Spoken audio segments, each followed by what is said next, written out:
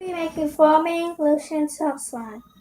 And as you know, watch my other videos, like and subscribe. Here we go. And I'm back. So, I have my foaming slime. And by the way, once I finish, I have to put it in the freezer for a couple of minutes. While it's in the freezer for an hour, I will still be doing the video. So put some lotion in there. And I hope this works. Because I've been dying to make slime on my YouTube channel. So, how you guys doing? Comment in the comment box how you guys doing.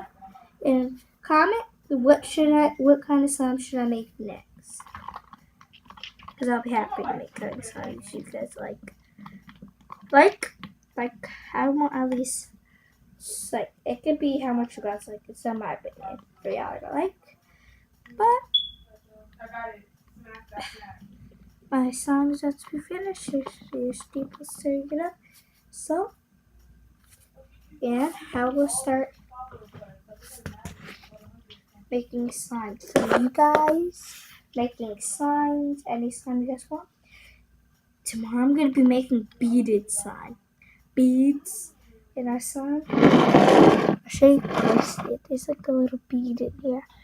I'm going to put a bead in here.